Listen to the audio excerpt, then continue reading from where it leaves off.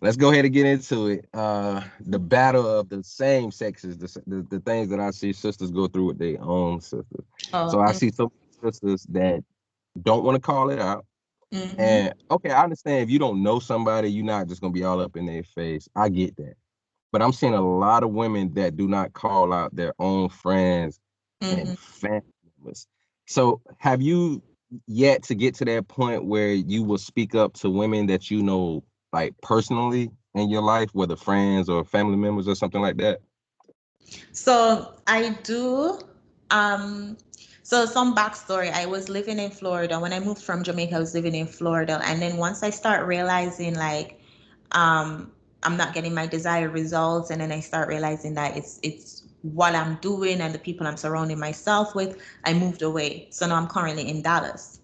Um, I do switch the conversations that I would usually have complaining about men, saying there are no good men around and all men are, um, I no longer entertain those conversations, and I no longer allow those conversations to be had around me. In terms of stepping to my friends and saying, you are too masculine, you need to stop, that's not my place. I'm focusing on myself. I'm not Jesus, so I'm not here to save anybody. And that's what I said the other day on a clip. Like, I'm not here trying to convince you to go a separate way or to go another way. I'm just sharing my story. I'm just telling what I went through. If you want to hear it and be inspired to change, that's you. But it's not my responsibility to bring anybody with me. I love Les Brown, and he always says it's a full time job changing yourself. And it is a full time job trying to be better, trying to be the best version of myself, constantly acknowledging my triggers, and instead of reacting to them, looking in the mirror. It's not, I'm not perfect. Because I know this knowledge and I'm aware of my past behavior doesn't mean that I'm perfect. So it's a full-time job in trying to be better, in trying to not have that mindset anymore. So to say if I call it out in my friends, I just try to avoid it from me, if that makes sense. Okay. So, but has there ever been? Now, like I said, it's not because when it comes to accountability, I see so many women saying holding men accountable, and then now we're pushing back like, hold on, we do, but y'all not doing enough of it. Mm-hmm. So, with that being said, let me ask you this: has there ever been a time where you have? Not saying like try to because like you said, you're not Jesus, and I get that because I had that conversation with people before. It's like, listen, God gives us free will. Mm-hmm. So if you have people that do not obey God's word, that what makes you think they're gonna obey Mm-hmm. yours? So Mm-hmm. I totally agree with that.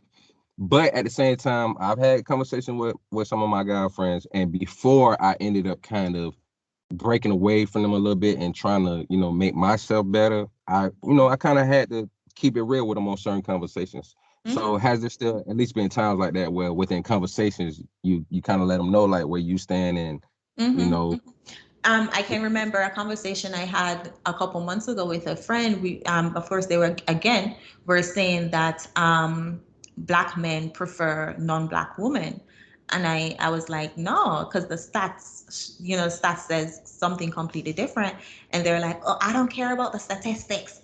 I see it. I see, of course, women don't care about facts and statistics.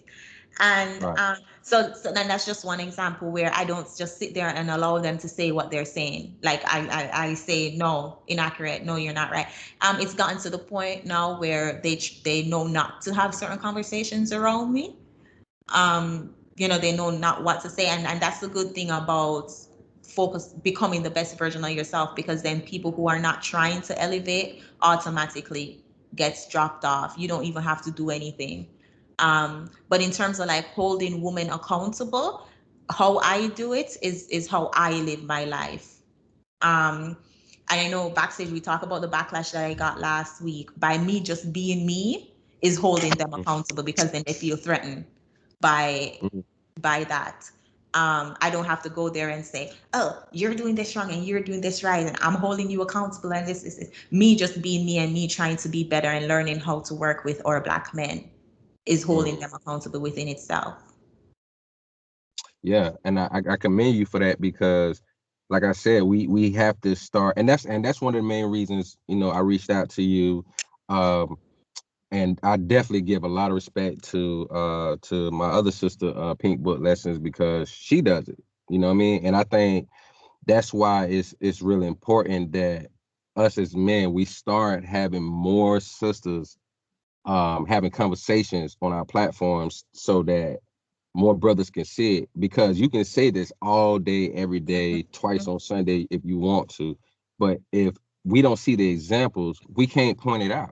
Mm-hmm. We can't market it. We can't say, all right, this is what's important, because they trash our image all the time in the media. One black man can do something, or one black woman can do something. Now that's all black men, all black women. Mm-hmm. Mm-hmm. So I want to speak on now the whole pick Misha thing. Like, to be honest with you, that term is really getting on my nerve, just like the whole he's a dusty term is getting in on my nerves, because I see people use that just to shame somebody, to make them shut up, Mm-hmm. versus conversation. Like, you can put in the comments something that makes so much sense, just so you can start a conversation, and then somebody, oh, he a dusty, oh, she'll pick Misha. So what do you think about that whole sign language thing, when it's like, all right, I put in the who, what, when, where, and why, and now you're trying to diminish it down to, oh, I'm just a pick Misha now. Like, what? How do you think about that whole mind frame that women come at you with?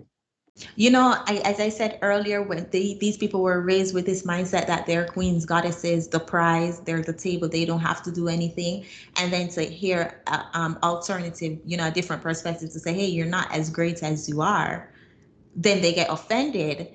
So these people who use words such as, oh, dusted, or you're pick me, or they're just triggered. I see it as just you being triggered because, as I said earlier, me trying to be better is highlighting that you want to stay mediocre. It's just me being is highlighting your flaws. And instead of saying, how can I be better, they will just rather throw shaming tactics and shaming words. So I don't even entertain this whole pick me, because, and then it doesn't even make any sense, because everybody's trying to be pick. Why would you not want to be a pick me? Why would you not want a man? So it's just, as I said, it's them not wanting to face reality, them not wanting to look in the mirror. So they say, they just try to throw out these words and shame and stuff, and it's just ridiculous. And also too, it highlights just how juvenile a lot of us black women can be, because this is childlike behavior. If you ever watch a kid throw a tantrum, this is exactly what they do: scream, ball, and then and say I hate you, and try to say, use words to hurt the other person. But I Oh yeah. mean, yeah, it's childlike behavior. I Uh, don't even Don't pay nobody attention. don't nobody take shots at people like black women. I'm I'm telling telling you. you, that passive aggressiveness too. It's just like, if you're gonna take shots, take it straight. Don't try to hide behind the shot. Take the shot. For real. Yeah, I hear you on that, because um for as me as a man, what I've gone through, especially the last couple of weeks, it's been crazy. Some of the comments I've been running into, where like these aggressive beta males are coming at me. Like, I remember in this Facebook group, this young lady put up a picture of like 10, 12 heavy set sisters, and I think maybe it been a couple of Hispanic women in there or something. Mhm. And I just made a comment like, this is not sexy. You know what I mean? Because these same women will get cues from a lot of other women that they look great, and then they go around and start acting like Lizzo, and then Mhm. next thing you know, next week they're crying on Instagram. Some Mhm. guy comes in and was like, "Why do you care? You not effing them." And I'm like, "Whoa, hold on, hold on, hold on, hold on." So Yeah. I have to be having sexual relations with somebody to show that I care. And I'm like, first of all, by your logic, since I don't swing that way, then me, you shouldn't even be saying anything to me, because we Mhm. not doing nothing, definitely, Mhm. from your Mhm. logic. So I responded back to him a couple of times, and it was just like, brother, you need to understand that you may think you're getting these women's attention, you're holding me accountable, but a lot of these women do not want you, because a Mm-hmm. lot of women keep saying that there's no good men around, but then they'll know that they don't want somebody they can walk all over. So there are decent guys around, but they don't acknowledge that. So what do you think about that whole situation where you see guys trying to hold other guys Oh, accountable, but the women don't even want them? They don't even appreciate it. A lot of women don't appreciate it. yeah, there's nothing worse than a simp. Like, there's nothing more unattractive than a simp. Like, I'm telling you, women do not want men who will just try to pander to them and just everything they say goes, and oh, they're all queens and princesses. Did you see the interview with what's her name?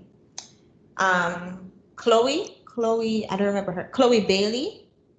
I think that's her. Yeah, yeah, her and Angie Martinez. Yeah. Yeah, and she was like, "Oh, she want a guy who is always busy because she want to always wonder what he's Mm, doing, but at the same time, she want him like these women don't even know what they want, but they know that they want a man who they, in lack of better words, would have to chase. No woman wants a man that is always available, that's always there, that's always pandering to them. right. Um, it blows my mind to see these how these men try to be on these women's side, try to soften the blow, because even when that whole video with Kevin Samuels went viral and you have all these feminine energy men trying to Yeah. come out and say, oh, he's disrespecting black women, he's this, he's that, but they can't say anything about the message, but they just want to be on the woman's side. Hmm. Like, it's just so, like, it's just so unattractive. I remember the one day I was in I had visited San Diego for my birthday this year, and we were at this like bar, and this guy came up to me, and we were having conversations, and then I asked him, "Oh, do you know about Kevin Samuels?"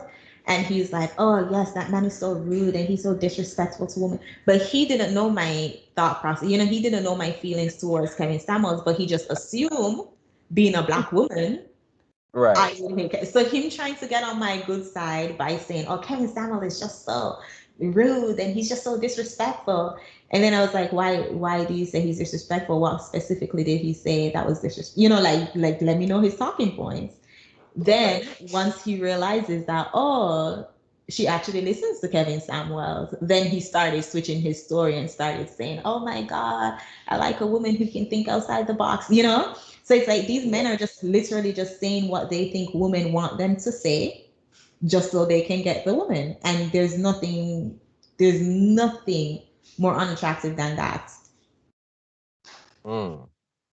Yeah, a lot of Derek Jackson Oh, scenes yeah. running around here. Like it just trips me out. I saw how this one sister, when Derek Jackson started reemerging, she was like, "Oh my God, I'm so glad you're back. I had so many sleepless nights without you being here." And I'm like, he is Derek Jackson, not Jesus Christ. Like, are you kidding me right now? Like, seriously, bro? But Uh, I'm so glad that you actually have a good example that you was able to just tell, because I see guys do it all the time.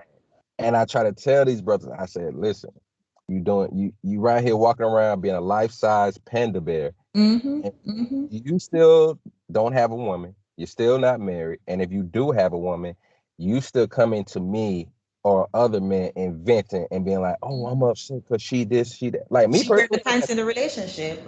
yeah, and he wear the Sassoons. So Mm-hmm. I'm like, you mean to tell me why you complaining? Y'all been together for XYZ, or you really wanted to marry her. So what's the problem? I'm just venting, man. I'm like, you need to find somebody else to vent to, because I'm about results. Like, if you feel XYZ that this is going on, tell her that. Don't tell me that, because I'm not the one. You know what I'm saying?